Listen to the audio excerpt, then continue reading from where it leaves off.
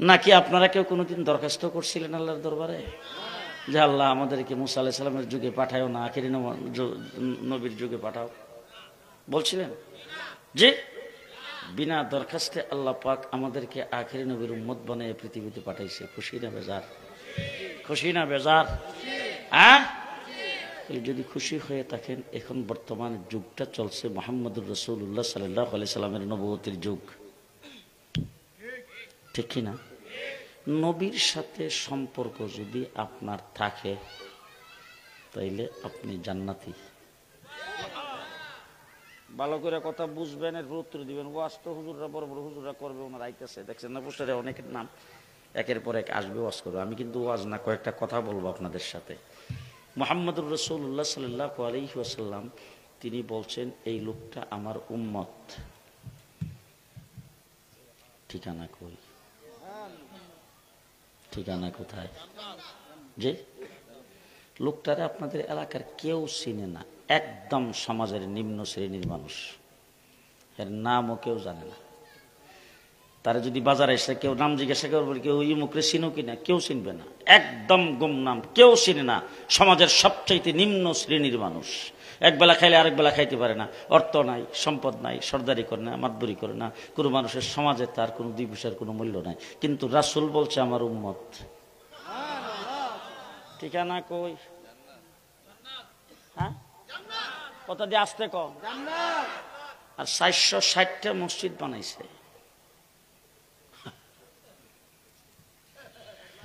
অর্থ সম্পদের অভাব নাই, ফিউন 400 কোটি টাকার মালিক, কোটি কোটি মিলিয়ন ডলারের মালিক। বছরে 200 বার মক্কা মদিনায় যায়। নবী কইছে উম্মত না। ঠিকানা কো? কথা কি বুঝতেছেন? এখন সব কথা কিন্তু আমি বলি না, কারণ জেল থেকে বের হওয়ার পরে নিয়ত করে আইছি সব কথা আমি কমু না, কারণ যে কারণে ধরা খাইছি, সামনে যদি ধরা খায় আপনাদের শুদ্ধা, এই জন্য শ্রোতাদের দিয়ে অর্ধেক কোয়াই, আমি নিজে অর্ধেক কই। দেশের প্রেসিডেন্ট, প্রধানমন্ত্রী, মন্ত্রী পরিষদের সদস্য আঙ্গুল হেলানে দিলে সারা পৃথিবী ঘুরে। রাসূল কইছে উম্মত না। যে এবার মুহাম্মদুর রাসূলুল্লাহ সাল্লাল্লাহু আলাইহি সাল্লামের উম্মত হইলে, যারা যারা কথা না কয় এরা কাওয়া কাদের দলের লোক। রাসূলের উম্মত হইলে যে মুহাম্মদুর রাসূলুল্লাহ সাল্লাল্লাহু আলাইহি সাল্লামের উম্মত হইলে জান্নাত, হুজুরের উম্মত না জাহান্নাম। কথা মনে থাকবে তো কি বলতেছি? জি, আমার রাসূল সাল্লাল্লাহু আলাইহি ওয়াসাল্লাম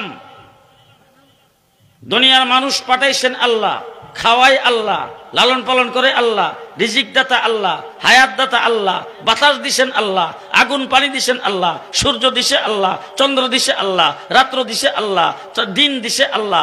আল্লাহ তাবারক ওয়া তাআলা পানি দিয়েছেন, পানির মধ্যে মাছ দিয়েছেন। আল্লাহ পাক অসংখ্য খাওয়া খাদ্যের ব্যবস্থা করেছেন। সবকিছুর ইন্তজাম কে করেছেন? কে করেছেন? আল্লাহ রাব্বুল আলামিন করেছেন। এখন একজন মানুষ যদি আরেকজন মানুষকে উপকার করে, সেই মানুষটার একটু সম্মান করা লাগে কিনা, ইজ্জত করা লাগে কিনা?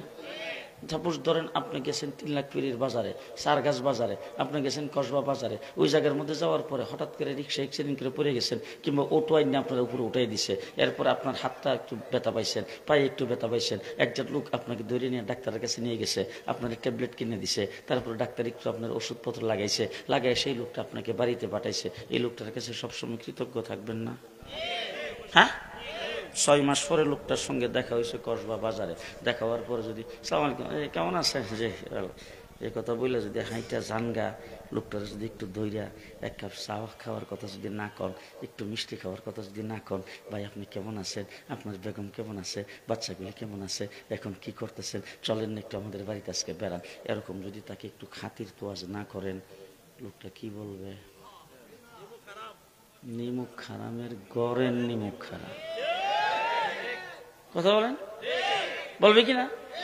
তাহলে একজন মানুষ আরেকজন মানুষের উপকার করলে যদি তাকে আপনি ভালো করে সালাম না দেন, তাকে যদি সম্মানের ইজ্জত না করেন, আপনাকে যদি নিমুখ খারাম বলে, আমি জিজ্ঞেস করতে চাই আপনার মাথার থেকে পায়ের পাতা পর্যন্ত আল্লাহ কয়টা উপকার করছে? 20 হানেকের কম না। হ্যাঁ, সব কিছু বাদ দিলাম, খালি মাথার থেকে পায়ের পাতা পর্যন্ত। মাথার চুল তো কোনো নিয়ামত না। জি, চুলটা মাথার না থাকলে টাক পরা কথা কয় না। আবার দেখছি অনেকের চুল মধ্যখান দিয়ে নাই, সাইডে দা আছে, সাইডে দা চুল লম্বা করিয়া আলগা চুল লাগায়। তাহলে মাথার চুল কি নিয়ামত? জি, এবার আমি আপনাদের জিজ্ঞেস করতে চাই, চোখ আছে, নাক আছে, মুখ আছে, সবকিছু আছে, চোখের উপরে বেওয়া নাই, দেখতে খুব সুন্দর লাগবে তো। যে আচ্ছা বাদ দিলাম, আপনার চেহারাটা তো খুব সুন্দর করে আল্লাহ পাক বানাইছে। আচ্ছা শখটা যদি আল্লাহ ফিটের মধ্যে ফিট করতো, আরে দেখতেন কেমনে সিরা পরে, আপনাকে দেখতে কেমন লাগতো? শখটা কপালের গুড়ির মধ্যে ফিট করার দ্বারা আপনার চেহারার সৌন্দর্য বাড়ছে না কমছে? এবার নাকটা যে আল্লাহ পাক দিছে চোখ আর মুখের মধ্যখানে, নাকটা যদি আল্লাহ উড়াতে ফিট করতো,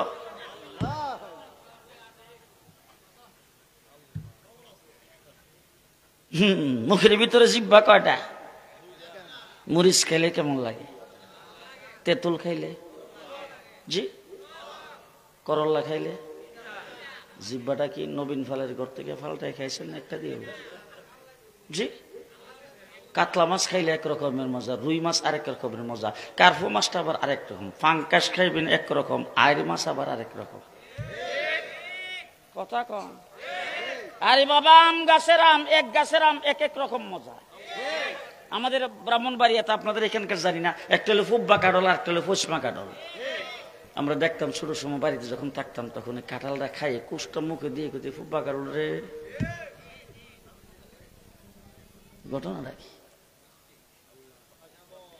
আমিত্তি খাইলে এক রকমের মজা, জিলাপি, হ্যাঁ, রসগোল্লা একরকম, রসমলাই, জিব্বাটা পাল্টায় গেছে না একটা দিয়েও? একটা জিব্বা মুখের ভিতরে দিয়া হাজারো রকমের মজা চা খাইলো, আর তুমি আল্লাহরে স্মরণ না করে অন্য কাউকে স্মরণ করবা। এখন তুই আব্দুর রহমান জামি সাহেব ওয়াজ করতো আমাদের দেশে, হুতাইলে বোবাই রিয়া মইরা দেখ। আব্দুর রহমান জামির ওয়াজ শুনছেন? জামি সাহেব ওয়াজের মধ্যে কিন্তু হুতাইলে বোবাই রিয়া মইরা দেখ।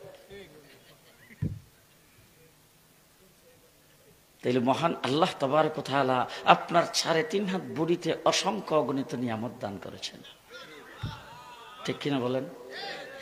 আমি ওই মিরপুরে থাকতাম তো, দীর্ঘদিন মিরপুরে রয়েছি। মিরপুর থেকে বলবো বাস চলতো দোতলা, প্রায় সময়ই পল্টনে আইতাম তো। মৌলানা মহিউদ্দিন খান সাহেব, মুফতি ফজলুল কামিল সাহেব, ওনাদের অফিস ছিল পল্টনে, আসা যাওয়া করতাম।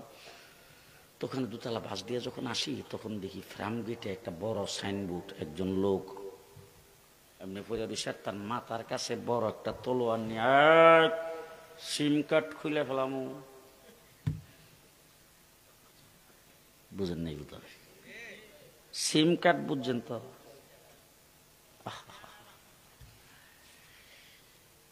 মোবাইলটা কিন্তু অনেক দাম, এর ভিতরে ছোট্ট একটা সিম কার্ড আছে।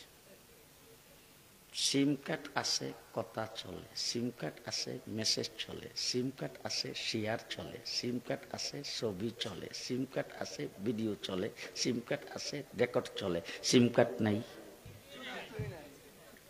জি,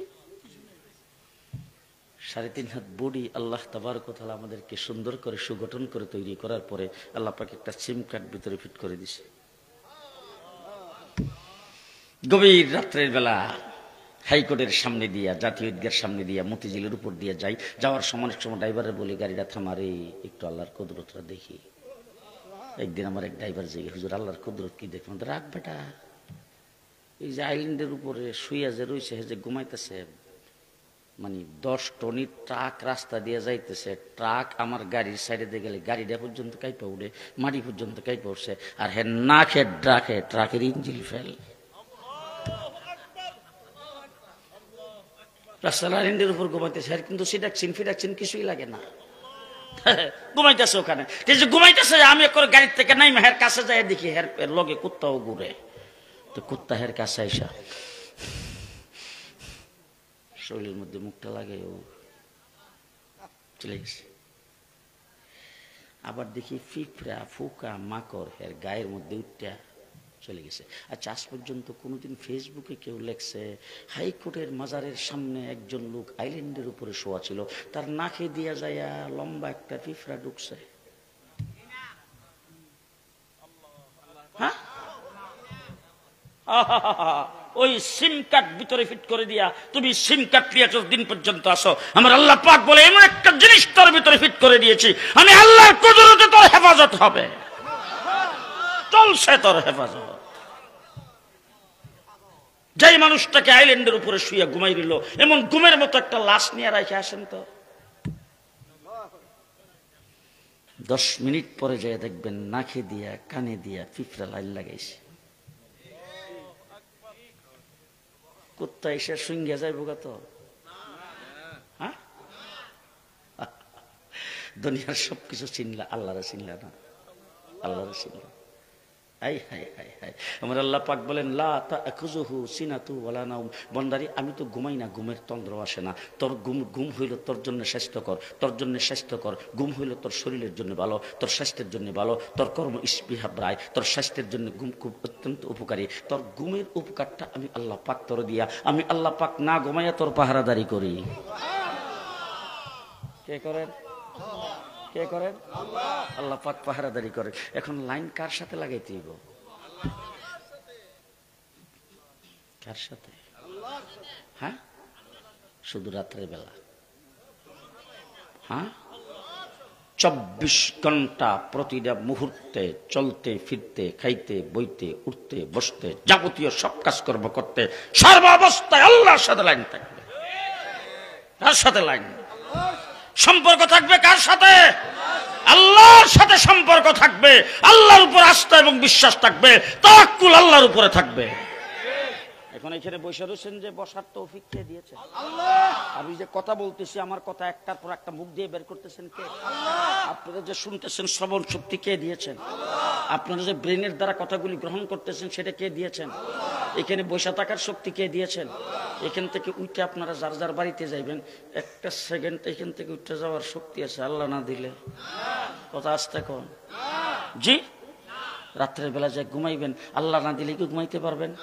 জি, ঘুমাইবার সময় ভরসা হবে কার উপর? আল্লাহুম্মা বিইসমিকা আমুতু আহিয়া।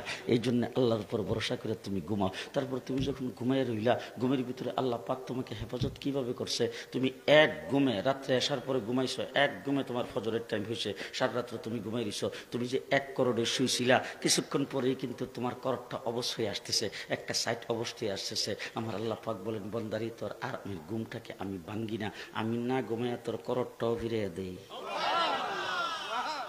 করোড়টাও আমি আল্লাহ পাক ফিরিয়ে দেই। তোর এইভাবে আমি আল্লাহ পাক সুরক্ষা দিয়ে তোকে লালন পালন করলাম। এরপরে তুই গেছত কো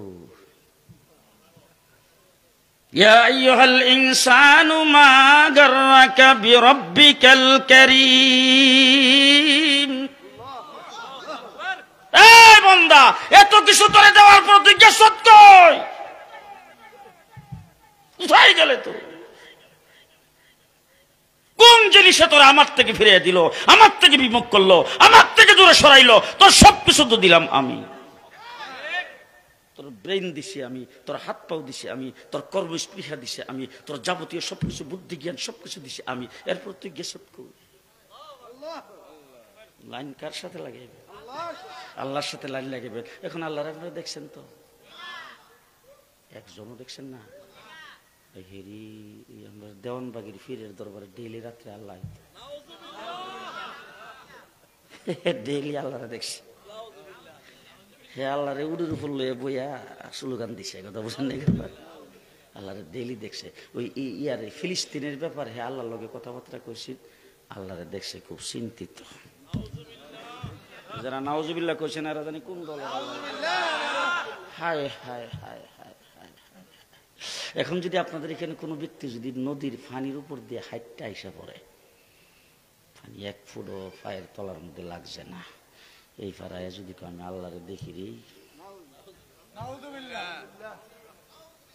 হ্যাঁ আমরা দেশের মায়ালুক যে হুমরি খেবর বাবারি বাবা এই বেটা আল্লাহরে না দেখলে দেখবো কেনা, পানির উপর দিয়ে হাঁটতে এই বেটা যদি আল্লাহরে না দেখে দেখবে কেনা। হাই হাই হাই, কোন মানুষ যদি পানির উপর দিয়ে হাইতে আসে, হাওয়া দিয়েও যদি ঘুরে, আর যদি বলে যে আল্লাহর দেখে হেড চাইতে বন্ড আর পৃথিবীতে নাই, তার কারণ হলো দুনিয়াতে আল্লাহ পাক তৈরি করেছেন, কিন্তু এমন পাওয়ার চোখের মধ্যে আল্লাহ দেয় নেই যেই পাওয়ারে আল্লাহকে দেখা যাবে। আল্লাহকে দেখার মতো পাওয়ারই আল্লাহ পাক দিছে না। দেখছেন আল্লাহরে দেখেন নাই। এই জন্য আল্লাহ তাবারক ওয়া তাআলা বলেন, বান্দারি আমার তোমরা দেখছো না, আমার কথা তোমরা শুনছো না, কিন্তু আমার সঙ্গে লাইনটা কিভাবে লাগাইবা, আমার সঙ্গে লাইন লাগাইবার মাধ্যম আমি তোমাদেরকে বলে দিচ্ছি। কুল ইন কুনতুম তুহিব্বুনাল্লাহ, ও বান্দা আমি আল্লাহর সাথে লাইন লাগাইতে চাও, যদি লাগাইতে চাও তাহলে শুধু একটা কাজ করতে হবে, ফাত্তাবিউনি। মুহাম্মদুর রাসূলুল্লাহ সাল্লাল্লাহু আলাইহি ওয়াসাল্লামকে তোমাদের মধ্য থেকে পাঠাইছি। নবী আমাদের মধ্য থেকেই একজন, সবাই কেউ না করলে হেরে দিয়ে কইবে, নবী আমাদের মধ্য থেকেই একজন, কিন্তু আমাদের মতো না। আমাদের মধ্য থেকে একজন, কিন্তু আমাদের মতো না। আচ্ছা আমি জিজ্ঞেস করতে চাই, আপনি যদি ঘুমান উজু ভাঙ্গে না তো? শাইখুল হাদিস সাহেব ঘুমাইলে তো ভাঙ্গে হই না, আমরা বন্ধের বড় হুজুর ঘুমাইলে ভাঙতো না, ফখরে বাঙ্গাল ঘুমাইলে, হাফিজ হুজুর ঘুমাইলে ভাঙতো। খুব ভালো করে বুঝালেন, আপনি ঘুমাইলে উজু ভাঙ্গে, বড় হুজুর ঘুমাইলে উজু ভাঙ্গে, পীর ঘুমাইলে উজু ভাঙ্গে, অলি আব্দাল গাউস কুতুব সবাইলে ঘুমাইলে উজু ভাঙ্গে। আমার নবী সাল্লাল্লাহু আলাইহি ওয়াসাল্লাম ঘুমাইছে, ঘুম থেকে উঠতে যায় নামাজ পড়াইছে, আল্লাহ নবী উজু করছে না। হুজুর আকরাম সাল্লাল্লাহু আলাইহি সাল্লামের স্ত্রী উম্মাহাতুল মুমিনিন আম্মা জান আয়েশা সিদ্দিকা নামাজ পড়ে আইসি পড়ে, হুজুর জিবরাইল আমিনের লগে কোন সময় দেখা হইল? আল্লাহ নবী কেন জিবরাইল আমিন তো এখন আমার কাছে আসে নাই। বল না হুজুর, তো ঘুমাইবার আগে বা পরে বা মসজিদে যাওয়ার পথে বোধহয় দেখা হয়েছে। বলে না না, স্বপ্নে মনে হয় জিবরাইল আমিনের লগে দেখা হয়েছে। না না, জিবরাইল আজকে দেখছি।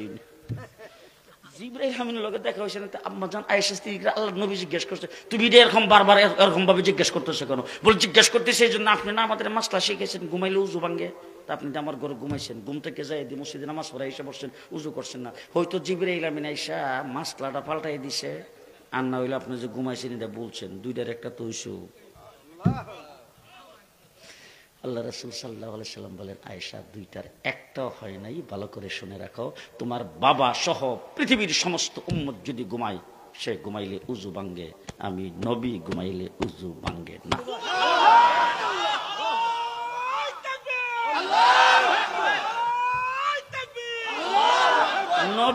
নবী আমাদের মধ্য থেকে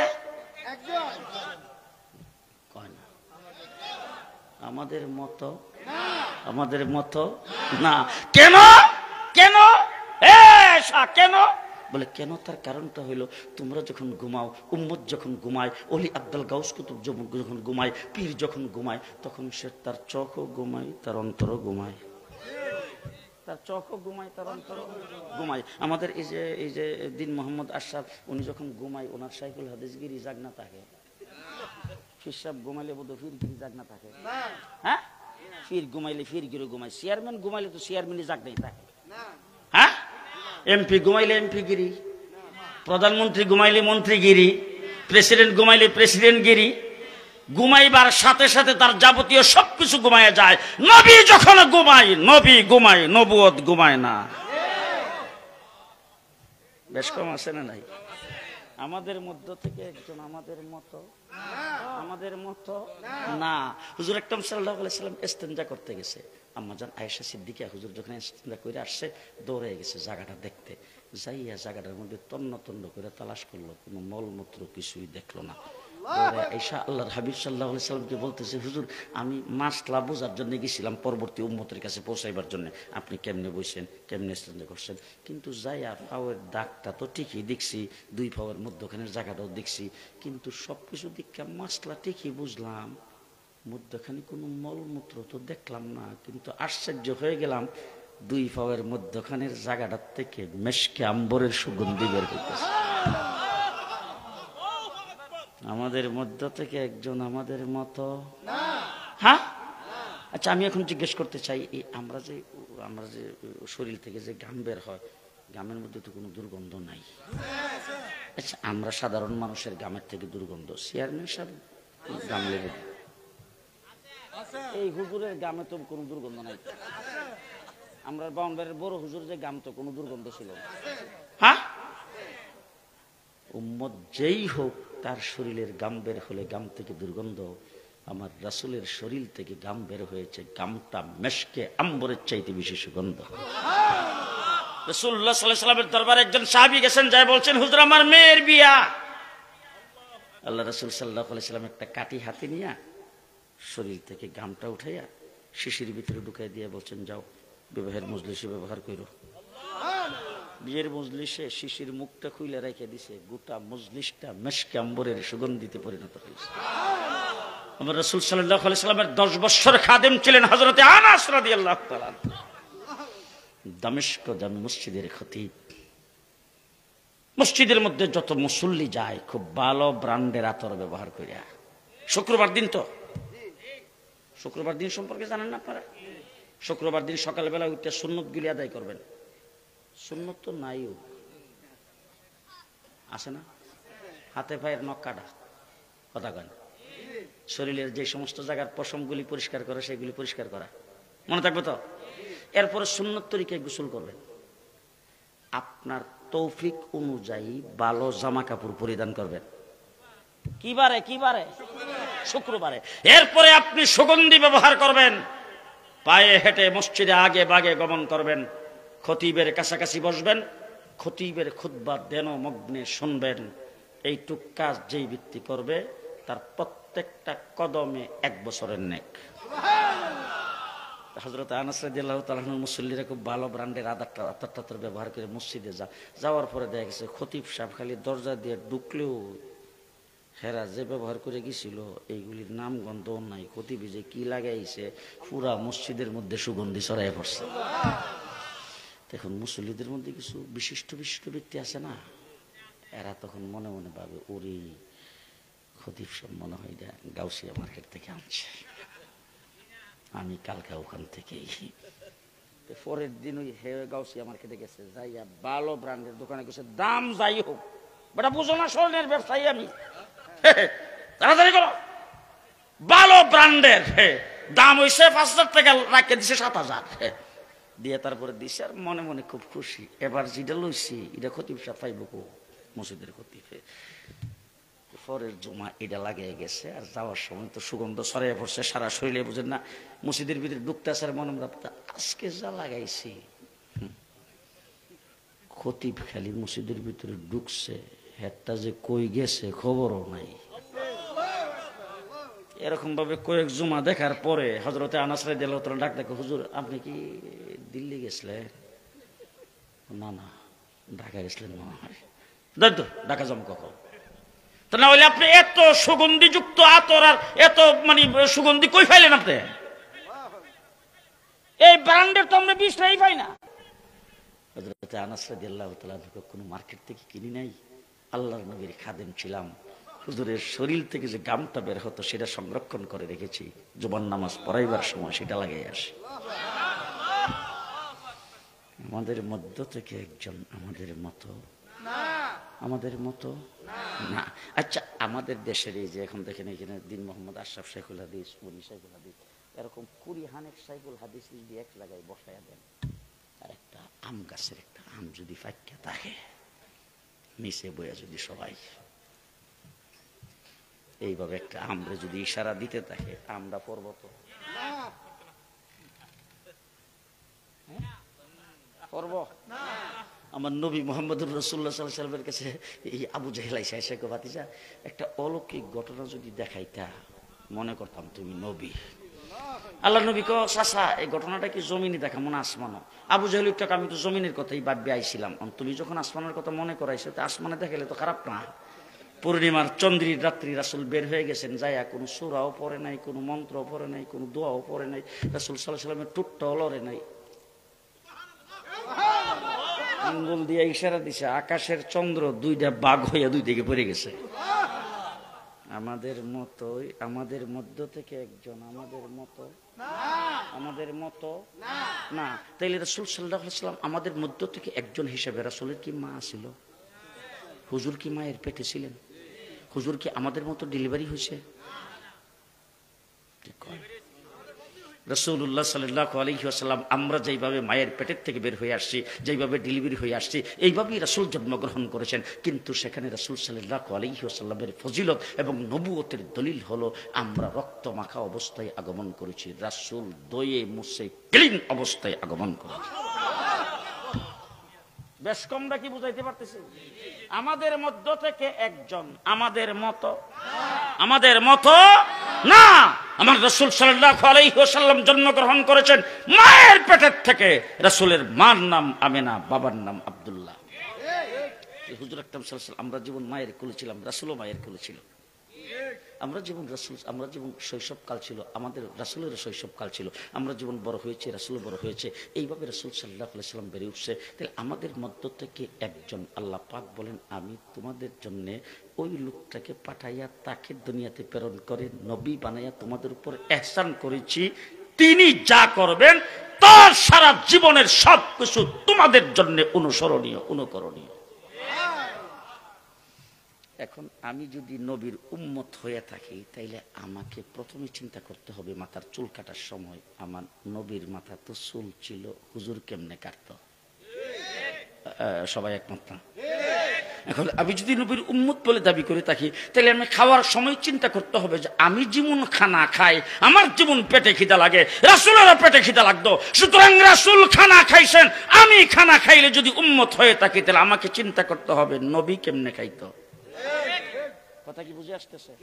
আমার আল্লাহ পাক বলছেন আমার সাথে লাইন লাগাইবা, সম্পর্ক আমার সাথে লাগাইবা, ফাত্তাবিউনি, আমি তোমাদের জন্য আমার হাবিবকে প্রেরণ করেছি, যাও তার ইত্তেবা করো, তার ইত্তেবা করো। আমাদের দেশে দেখছি একজন আরেকজনের খুব মানে, একজন আরেকজনের খুব বেশি মহব্বত করে, ভালোবাসে। এক নম্বর ভালোবাসার কারণটা হইল যদি খুব বেশি সুন্দর হয়। এটা করুন। আজকে আমাদের দেশের এই যে নিউ মার্কেটে, গাউসিয়া মার্কেটে, বিভিন্ন মার্কেটে যাইয়া, তারপরে ফেসবুকে, এরপরে রেল স্টেশনে, বিমানবন্দরে এক একজনের দিকে আইয়া রাত্রে ঘুম নাই, কি দেখলাম রে, সব সুন্দর আর সুন্দরীর পাগল। কথা কয় না? তাহলে একজন আরেকজন যদি খুব বেশি সুন্দর হয়, সুন্দরের কারণে একজন আরেকজনকে ভালোবাসে। যদি সুন্দরের কারণে একজন আরেকজনের প্রতি ভালোবাসা হয়, সুন্দরের কারণে যদি ভালোবাসা পাইতে হয়, তাহলে সবচাইতে বেশি ভালোবাসা পাবে আমার নবী মুহাম্মদুর রাসূলুল্লাহ সাল্লাল্লাহু আলাইহি ওয়াসাল্লাম। তো আমার নবী কেমন সুন্দর, হ্যাঁ কেমন সুন্দর। ওরে সুন্দরের বর্ণনা করলে তো সারা রাত্র করা যাবে, কিন্তু কোন কোন কথাটা আপনাদেরকে বলবো। মা আমেনার গর্ভে রাসূল জন্মগ্রহণ করেছেন, মা আমেনা বাচ্চাদের কোলে নিয়ে চেহারাটা খালি দেখতে স্যার, জীবনে যে কত কত মানুষের চেহারা দেখলাম, কত বাচ্চা জীবনে কোলে নিলাম, কত বাচ্চার মাথায় হাত দিয়ে আদর করলাম, আর কত বাচ্চার চেহারা দেখলাম। এত সুন্দর চেহারার মানুষ তো জীবনে কোনোদিন দেখিনি। মা মেরা যখন এই কথা বলছেন, হালিমাতুস সাদিয়া এসে বাচ্চা পালন করার জন্য, নেওয়ার জন্য হালিমাতুস সাদিয়া ভিতরে ঢুকছে, দুইকে রাসূল সাল্লাল্লাহু আলাইহি ওয়াসাল্লামকে কোলে নিছে, কোলে নিয়ে হালিমাতুস সাদিয়া চেহারা দেখতে স্যার, জীবনে তো অনেক বাচ্চা লালন পালন করলাম, আর আমার এলাকার লোকজন কত বাচ্চা লালন পালন করলো, এই মক্কা নগরীর বাচ্চাগুলি তো আমরাই পালি, এত সুন্দর চেহারার মানুষ তো কোনোদিন দেখছি না। হালিমাতুস সাদিয়া তার স্বামীরে ডাক দিছে, স্বামীকে নিয়ে গেছে, স্বামীরে নিয়ে স্বামীর কোলে দিছে, আর বাচ্চাটা দেখাইছে, দেখো না স্বামী বাচ্চাটা কত সুন্দর। স্বামী কয়, আরে তুমি ঘরে বয়ে কদ্দূর দেখছো, আমি তো সারা জন্ম মানুষের সাথে চলাফেরি করি, হাজার হাজার মানুষের চেহারা দেখছি, আমারও তো মনে হইতেছে এত সুন্দর চেহারার মানুষ তো আমিও কোনোদিন দেখছি না। আব্দুল মুত্তালিব ঈশা নাতিকে কোলে নিয়ে বলতেছে, আমিনা তুমি কদ্দুর দেখছো? পূর্ব থেকে পশ্চিম, উত্তর থেকে দক্ষিণ, ইরাক, সিরিয়া, মিশর, পৃথিবীর বিভিন্ন জায়গায় আমি ঘোরাফেরা করি। ব্যবসায়িক কাফেলা নিয়ে যাই আমি বাইতুল্লাহর মুতাওয়াল্লি। কত মানুষ আমার কাছে ঝাড়ফুঁক দেওয়ার জন্য আসে। পৃথিবীর বিভিন্ন দেশের মানুষের চেহারা দেখার পরে মক্কা নগরীতে কত মানুষ জিয়ারতের জন্য আসে, মেলায় অংশগ্রহণ করার জন্য আসে। তাদের চেহারা দেখার পরে লক্ষ লক্ষ মানুষের চেহারা দেখে আমি আব্দুল মুত্তালিব বলি, আমার নাতি মুহাম্মদের চাইতে সুন্দর আমিও কোনোদিন দেখি নাই। এরপর একটা কমু, এবার এসে জিবরাইল।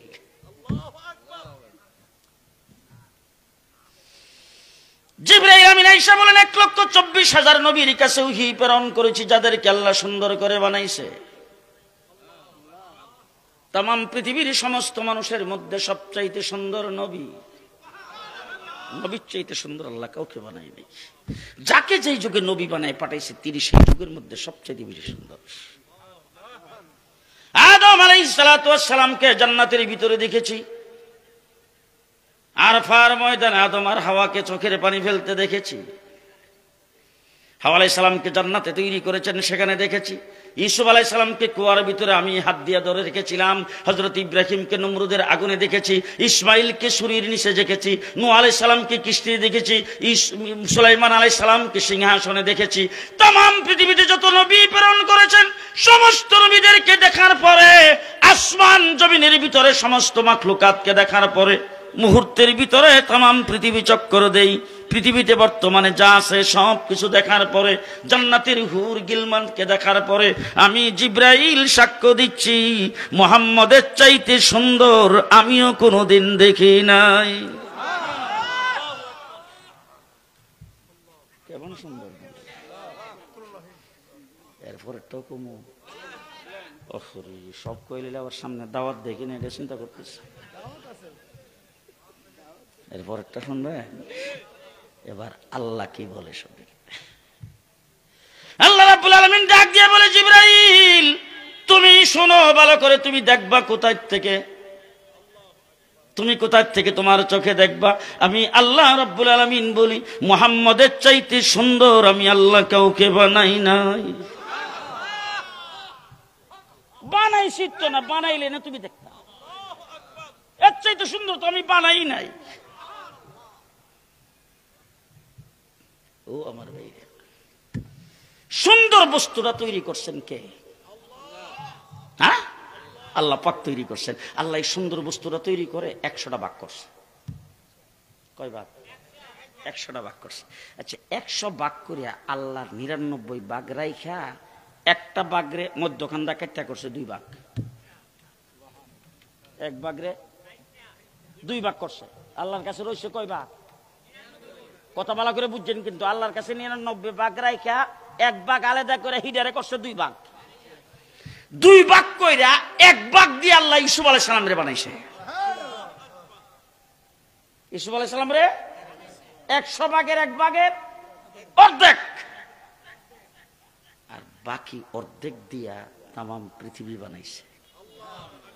এখন যত সুন্দর আর সুন্দরী দেখেন সব 100 ভাগের 1 ভাগের অর্ধেকের সিডা ফাটা।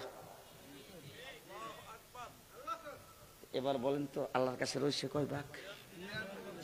জি, আমার আল্লাহ রাব্বুল আলামিন বলেন, ওই 99 ভাগ সুন্দর পুরাটা দিয়া আমি আমার হাবিব রে বানাইছি। এবার হাবিব কত সুন্দর! সুন্দরের জন্য যদি কোনো মানুষকে ভালোবাসতে হয়, আমার নবীকে 1 নম্বরে ভালোবাসা লাগবে। আমরা দেশে দেখছি আরেকটা কাম আছে, কেউ যদি শক্তিশালীও, এর ইচ্ছা হোক না ইচ্ছা হোক,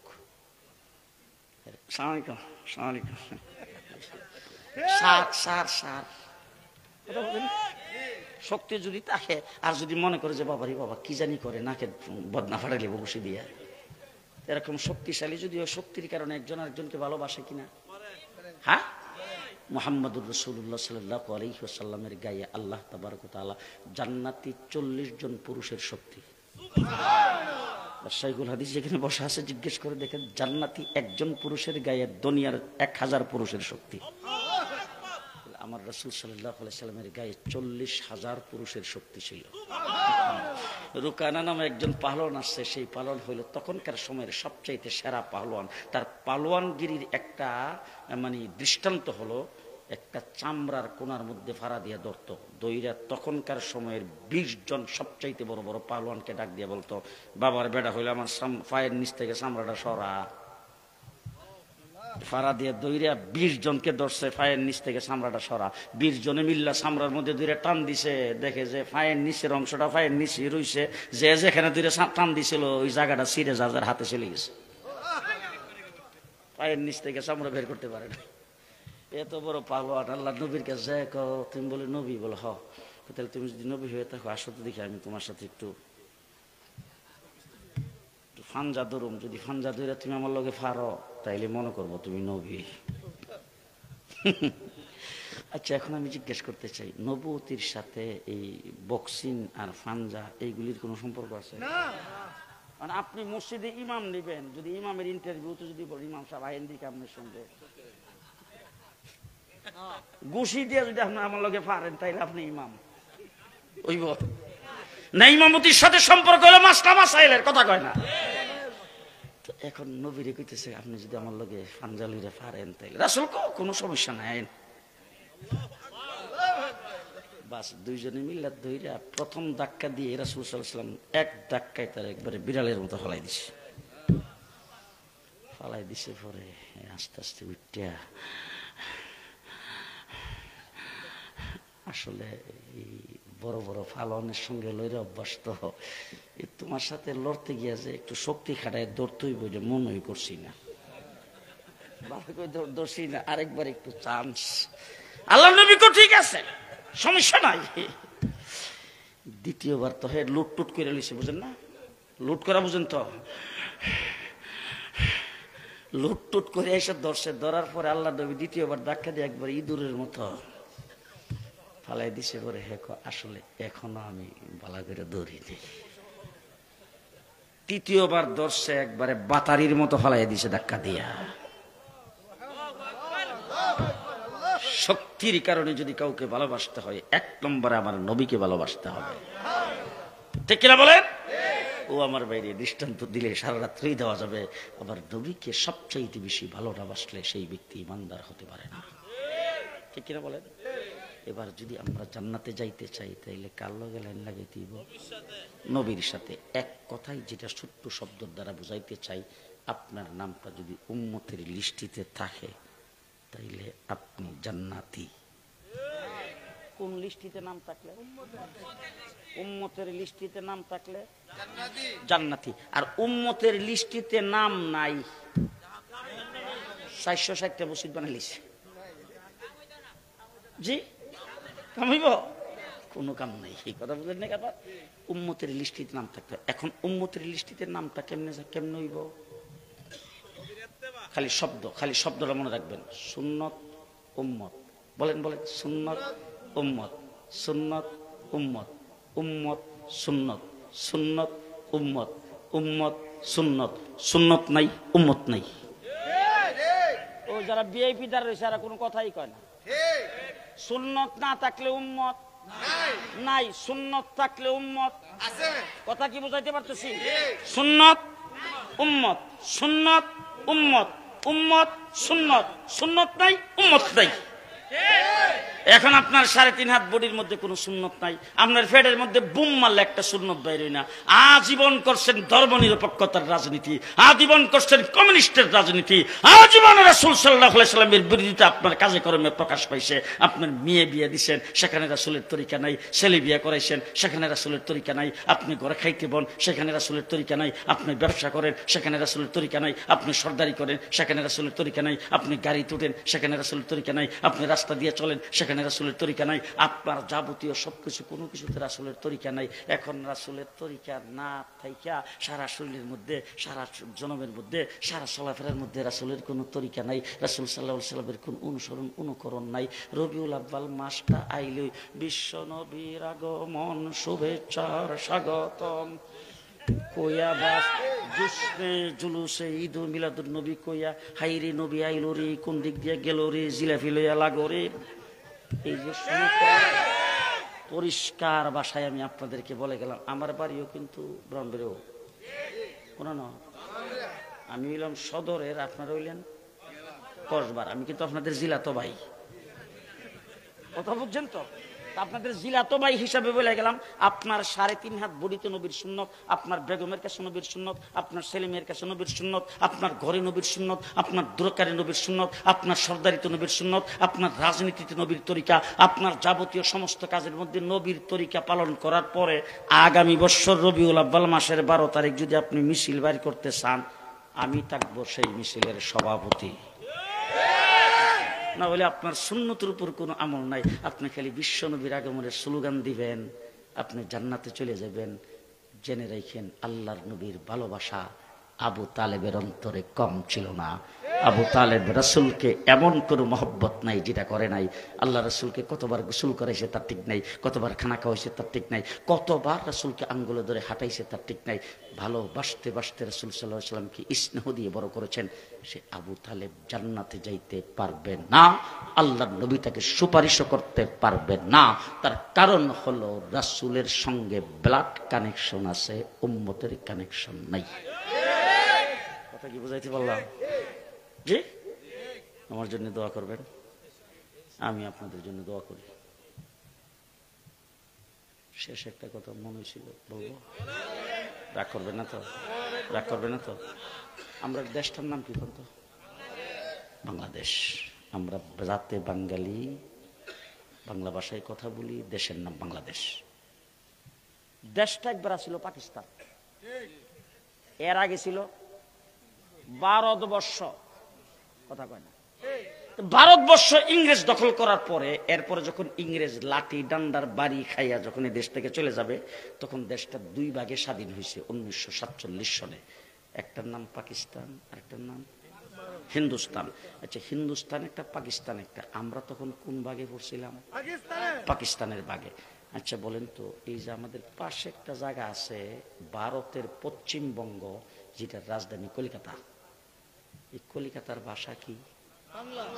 বাংলা। হেরা জাতে বাঙালি, এরা জাতে বাঙালি। তাহলে আমরাও বাঙালি, হেরাও বাঙালি। এদের ভাষাও বাংলা, আমাদের ভাষাও বাংলা। কিন্তু দেশ যখন দ্বিজাতি তত্ত্বের ভিত্তিতে যখন দেশ স্বাধীন হয়, আমরা হইলাম পাকিস্তান, এরা হইল হিন্দুস্তান। তাহলে একই ভাষাভাষী, একই জাতি, বাঙালি জাতি।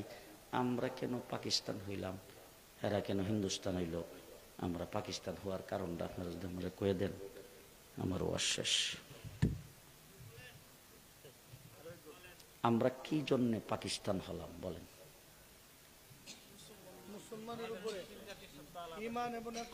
একই বাঙালি জাতি, একই বাংলা ভাষায় কথা বলি, কিন্তু আমরা তখন পাকিস্তান হয়েছিলাম মুসলিম জাতি হিসাবে। কি হিসাবে পাকিস্তান?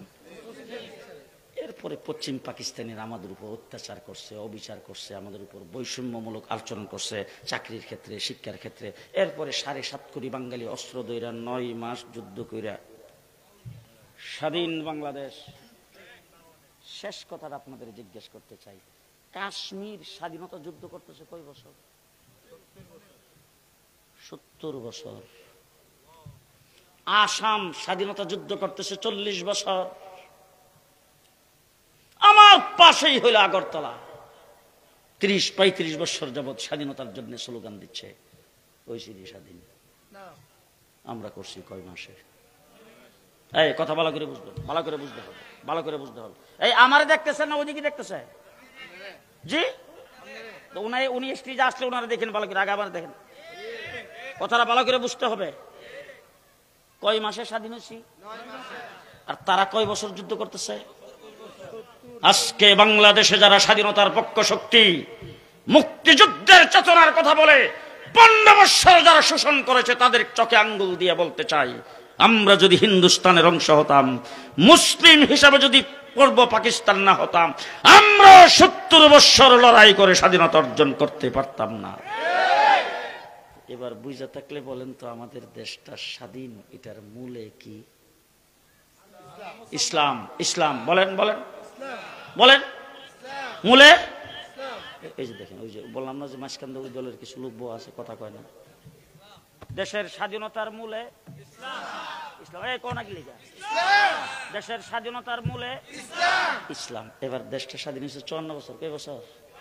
শেখ মুজিবুর রহমান সাহেব এসে সোনার বাংলা, একজনে ভূমি করছে, আরেকজনে খাইছে। এরপরে আরেকজনে এসে সবুজ বাংলা, এরশাদ সাহেব একটা সবুজ বাংলা চলতো না রে, সোনার বাংলা চলতো না, নতুন বাংলা। কিছুদিন পরে হাসিনা এসে মডার্ন বাংলাদেশ, এরপরে আধুনিক বাংলাদেশ, কিছুদিন পরে ডিজিটাল বাংলাদেশ, পদ্মা সেতু উদ্বোধনের সময় স্মার্ট বাংলাদেশ, ভিশন 41 2041 ভিশন 41। তখন ছিলাম জেলখানার ভিতরে, চিন্তা কাহিল। আহা, আচ্ছা 41 পর্যন্ত যদি ক্ষমতায় থাকে তা আমরা বাড়িতে আরো সব বনাস হয়েছে, চিন্তা ভাবনা কাহিল। আমার আল্লাহ ডাক দেখে, থাম, কিসের ভিশন 41, ভিশন 24, ভিশন 24। এখন আল্লাহ রায় বুঝে গেছি যে আল্লাহ 28 তারিখে বিএনপি নামছেন, আসরের আগে মাইরিয়া ফুটে গেছে। আমরা হেফাজতে ইসলাম কিন্তু শেষ রাত্র পর্যন্ত আসলাম, বিএনপি ফুটে গেছে আসরের আগে। আমরা শেষ রাত্র পর্যন্ত ছিলাম। আমরা রে লাইট বন্ধ করিয়া হাজ্জতরত শেষদারত অবস্থায় 1,54,000 গুলি চালাইছে বিএনপি রে মাইরিয়া। এরপরে নিজেরই আবার হেরার বিরুদ্ধে কেস দিয়া বড় বড় নেতা দিয়ে 2টা থুয়ে দিছে। জামাত ইসলামের ফাঁসি টাসি দিয়া সব কিছু করে। আল্লাহ কেমনে ওইব ভিশন 41 যে কইতেছে। আল্লাহ ডাক দেখো, রাখ, আব্রাহা বাদশাহ বাইতুল্লাহ ধ্বংস করতে এসে আমি 150 টাকার বাহিনী পাঠাইছি। বিএনপি জামাত হেফাজত তোদের কারো কাজে লাগাইতাম না, আমি আবাবিল ছাত্রদের পাঠাইলাম। জুলাই আগস্টের বিপ্লবে দেশ আবার পুনর্বার স্বাধীন হয়েছে। এবারে বাংলাদেশ হবে ইসলামের বাংলাদেশ, ইসলামের বাংলাদেশ, ইসলামের বাংলাদেশ। কে কে রাজি আছেন হাত তুলে দেখা।